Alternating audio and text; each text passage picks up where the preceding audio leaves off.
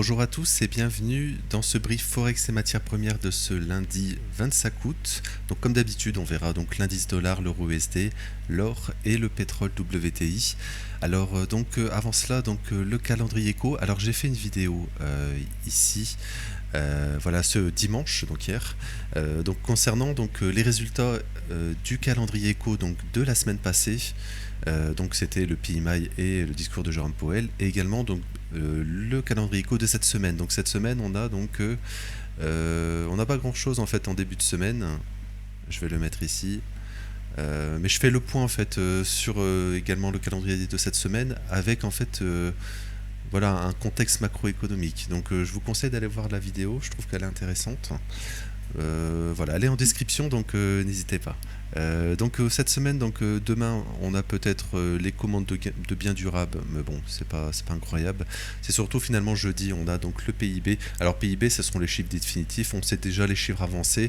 Les chiffres avancés, ils étaient alors ça charge, ils étaient de 3%, hein, 3% de hausse. Et on avait vu un voilà. On avait vu c'était donc à côté des importations, donc c'était les chiffres ici estimés en avance. Voilà. Oups, petite voilà. Donc c'était les chiffres en avance, donc c'était surtout dû en fait aux 3%, en fait aux importations, parce qu'au premier trimestre on était à moins 0,5 en PIB. Là, on était à 3% et c'était à cause des importations. C'était donc suite aux tarifs. Enfin, les entreprises ont stocké pour anticiper en fait les tarifs qui allaient venir tout simplement. Donc voilà, sûrement le troisième trimestre ne sera pas si bon. On va pas, il n'est pas terminé bien sûr, mais voilà, les tarifs sont en application. Il y a environ 18,6% de tarifs en moyenne. Voilà, donc les importations, ils vont pas du tout aider. Et si l'investissement reste très mauvais, voilà, on sera sûrement à du négatif encore une fois. Voilà, je vais fin de l'aparté. Allez voir la vidéo macro en description pour en savoir plus. On va commencer par le dollar. Donc le dollar ouvre aujourd'hui. Tout simplement, hier, enfin vendredi, dans le brief de la semaine, on l'avait vu. Voilà. Donc pour le moment, on rebondit. Alors très intéressant parce que en fait, j'aime beaucoup les ouvertures weekly, monthly, semestrielles, etc.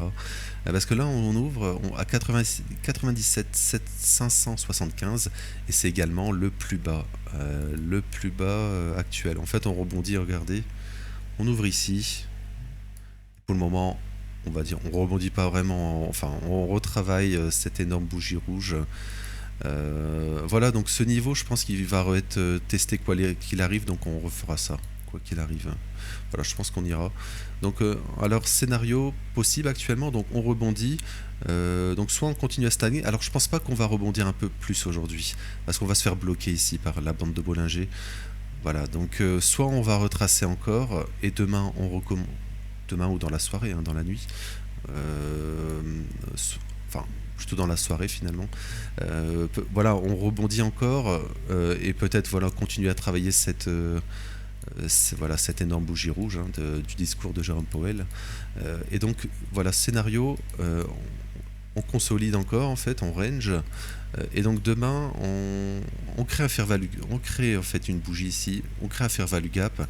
Demain, on retourne dedans.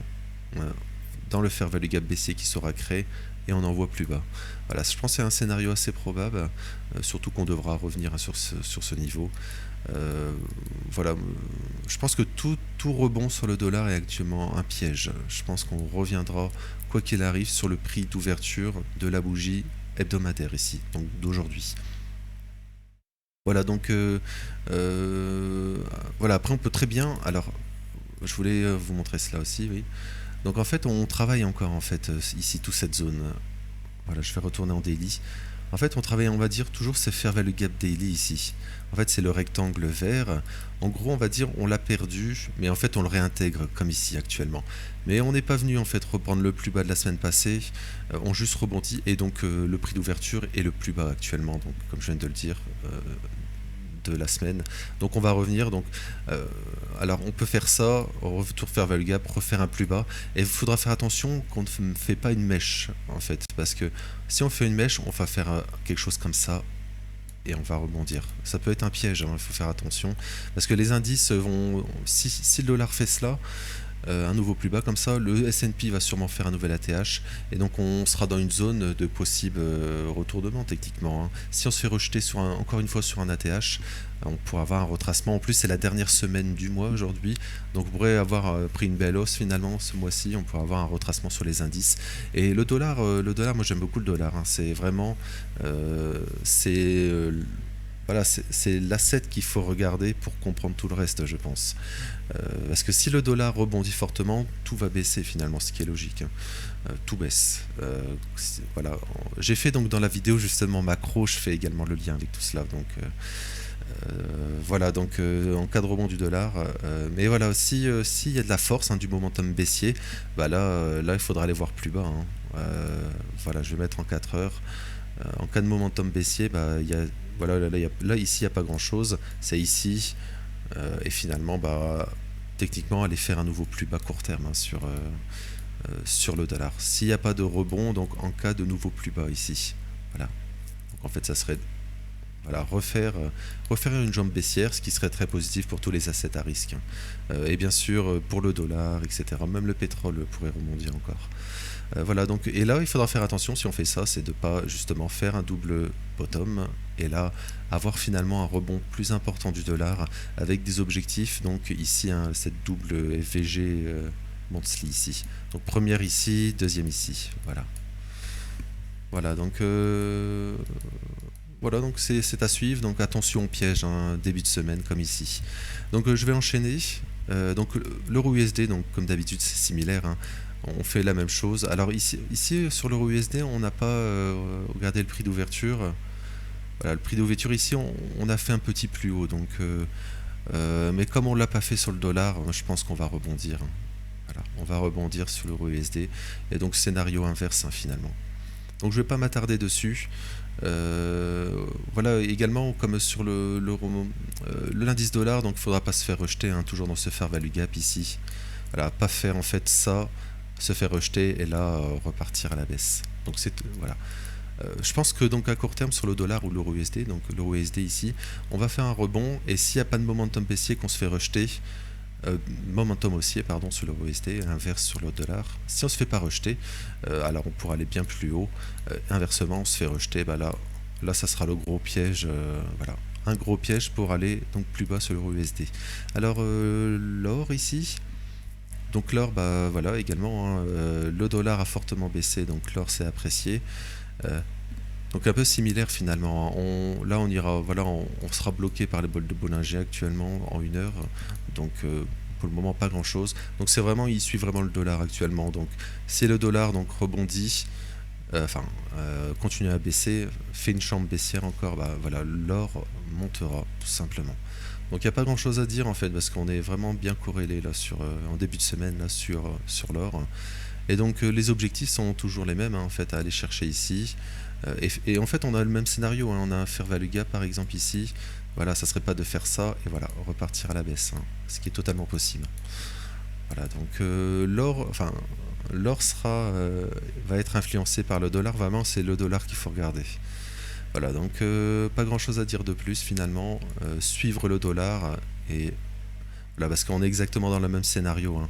On pourrait donc début de semaine, voilà, par exemple faire un fair value gap ici, voilà, faire ça, revenir comme ça, et attention de ne pas se faire rejeter ici dans fair value gap pour aller plus bas, comme sur le dollar finalement.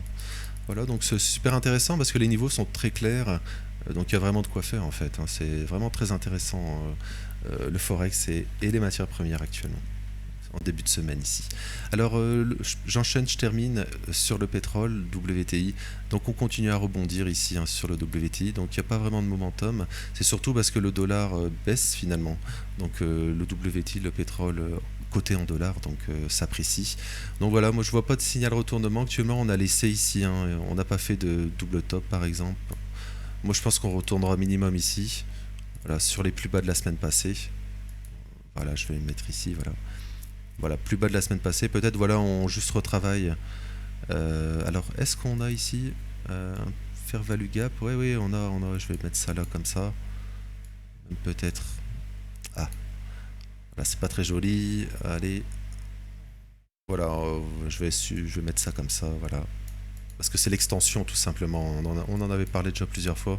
Je vais y revenir justement pour les nouveaux justement. Euh, je vais y revenir. Donc voilà justement en weekly.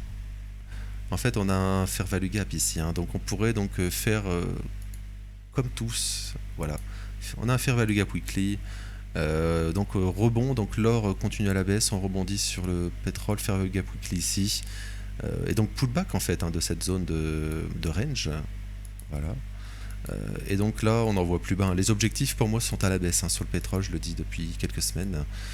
Tout simplement parce que là, on a eu l'Iran, donc cessez-le-feu en Iran. On a une consolidation donc dans les bornes orange du range. On a une manipulation et là, on a l'expansion baissière. Et donc là, on retrace. Donc peut-être pourquoi pas revenir sur cette trendline qui correspondrait donc au fair value gap weekly baissier. Et donc là, ça serait également une belle zone pour shorter, hein. On en avait déjà, je vais y revenir, mais alors quand on avait fait ici, on avait déjà vu une zone ici, et après on avait vu une zone ici dans notre fair value gap ici. J'ai supprimé, hein, depuis, mais voilà, dans les briefs il y a 2 semaines, je pense. Voilà, on en avait parlé.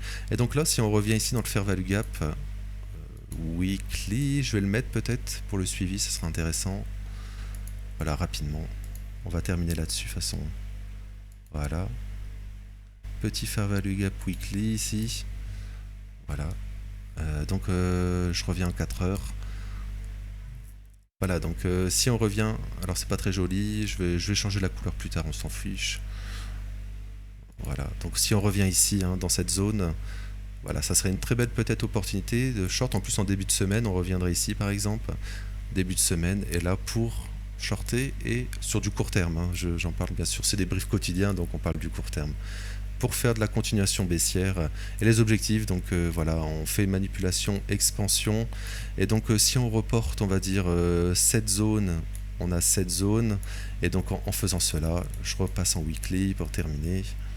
Voilà, en fait on a un canal baissier et en fait on arrive ici, dans cette zone. Voilà, les plus bas hebdomadaires. Donc voilà, ça reste toujours l'objectif, hein.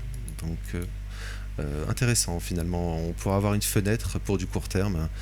Moi je fais pas, hein, du court terme comme cela, je préfère faire du swing sur plusieurs semaines, plusieurs mois. Mais ça peut être intéressant, hein, voilà, pour jouer une continuation baissière sur le pétrole.